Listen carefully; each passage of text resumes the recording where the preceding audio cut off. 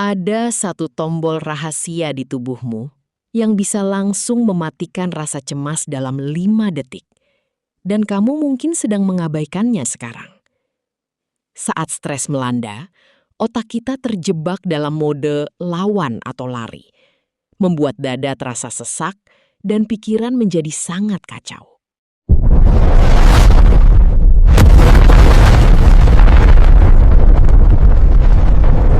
Sadari dirimu siapa. Logika rezeki sebenarnya gampang masuk. Kenapa sih ada orang yang gampang banget cari duit? Begini penjelasannya. Kenapa ketika ada seseorang yang punya kemapanan dalam segi ekonomi tentang mental kaya, mereka ngeluarinnya lebih enak gitu dan lebih berlimpah lagi masuknya gitu.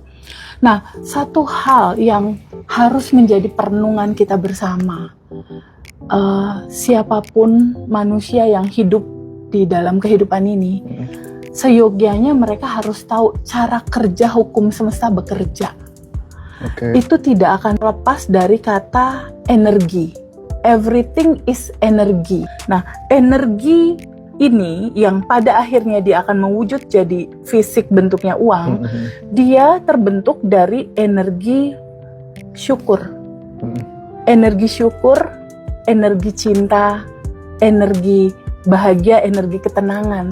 Tubuh manusia, Mas Rozi ini ya, tubuh kita, tubuh aku, tubuh Mas Rozi, tubuh teman-teman semua, dia terdiri dari 2 hal.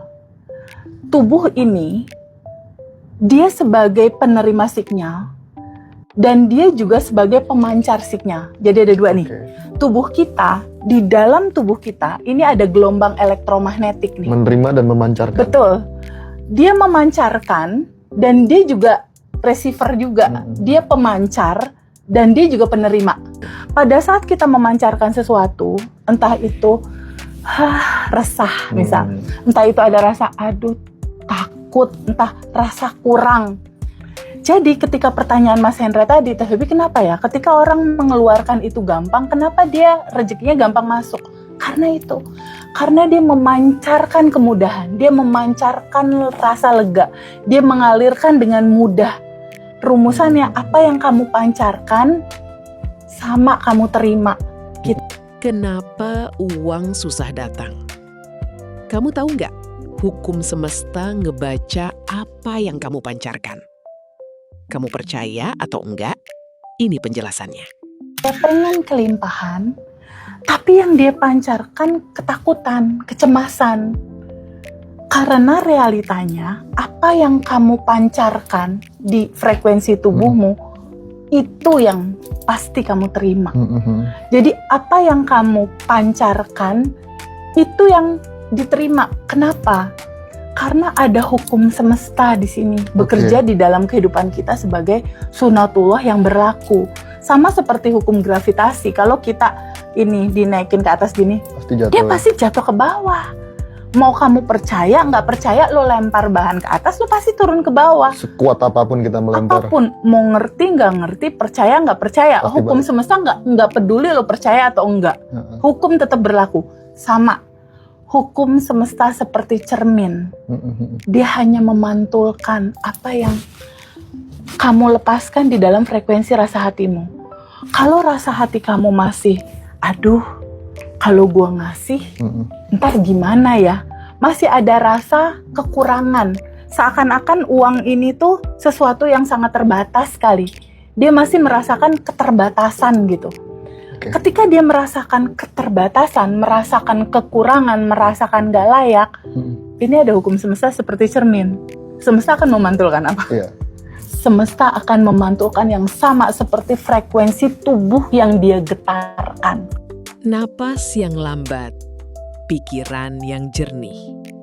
Inilah sains di balik ketenangan dan ilmu yang brilian. Begini penjelasannya. Rasain bahwa, ya Allah makasih aku masih dikasih nafas. Nah, dengan kayak gitu Mas Hendra, dengan melambatkan nafas, dengan kita menyatukan rasa hati yang, ya Allah, Tuhan, semesta, atau apapun nama itu disebut, terima kasih. Di titik kamu melambatkan nafas, tubuh mulai cooling down kan, reda. syaraf-syaraf mulai rileks kan. Tahu nggak apa yang terjadi? Di titik itu otak memberikan sinyal kita dalam posisi aman. Pikirannya jadi jernih kan. Pikiran jadi jernih, nafas melambat. Di titik itu pintu solusi kebuka, Mas. Nangkep peluang. Bisa nangkep peluang. Awal kita lahir kan kertas putih ya, Mas. Lalu mulai di lingkungan kita dikasih dogma nih, hidup ini perjuangan. Mulai itu ada lapisan endapan emosi kan. Iya. Ada kemarahan, kesedihan dari orang tua kita. Otomatis kan kita hidup nih yang tadinya kelimpahan ketutup sama lapisan endapan emosi, terhalang. Untuk membuat kelimpahan itu hadir lagi dalam kehidupan kita, kita butuh lakukan melepas, Mas. Itu rilis.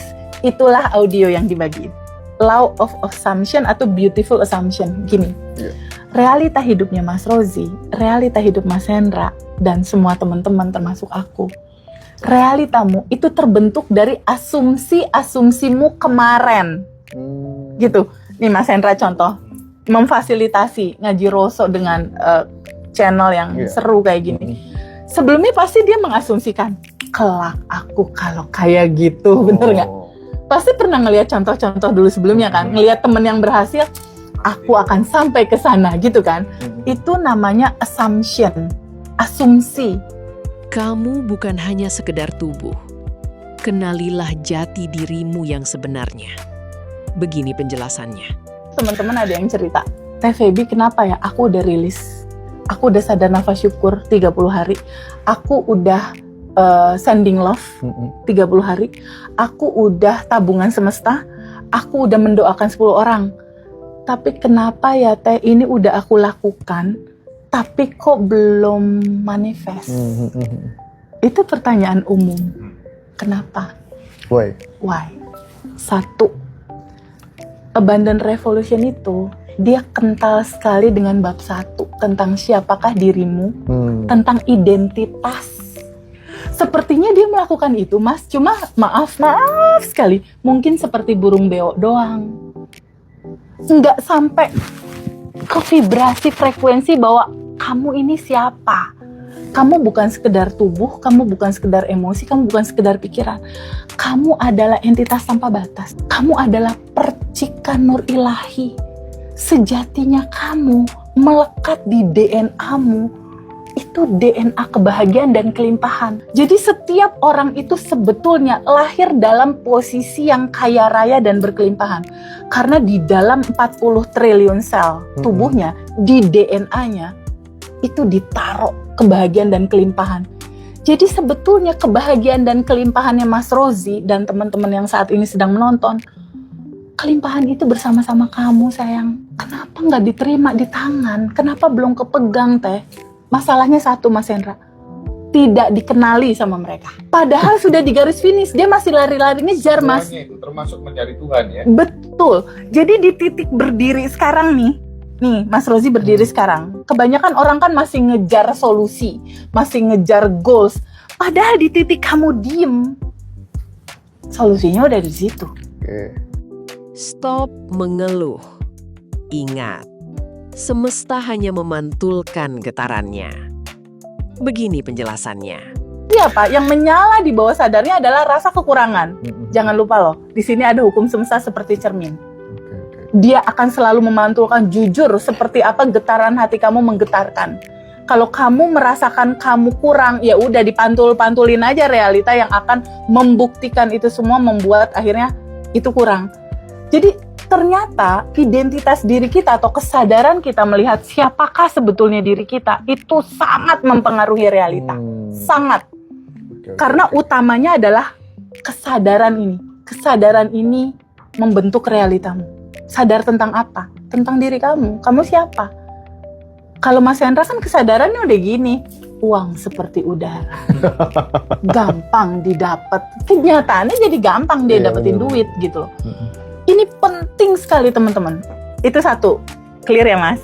Jadi biasanya aku suruh perbaiki dulu nih dia di bab 1. Aku suruh balik lagi Mas daily routine biasanya. Yang kedua, ketika identitas diri dia udah aku kasih tahu ini. Yang keduanya adalah dia belum tahu cara kerja hukum semesta yang tadi aku bilang. Dia minta kelimpahan, dia minta uang, dia minta lunas utang, itu kan duit, kelimpahan kan. Dia pengen nerima kelimpahan, tapi yang dipancarkan, aduh, kan nggak matching mas.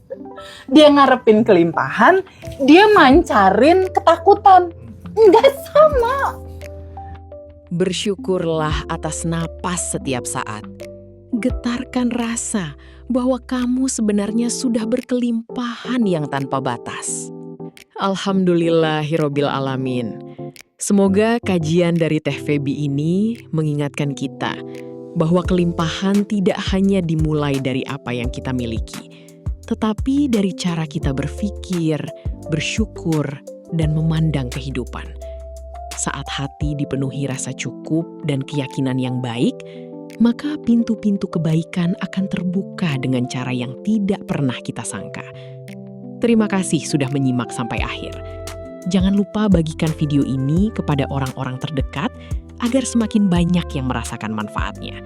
Sampai jumpa di kajian berikutnya.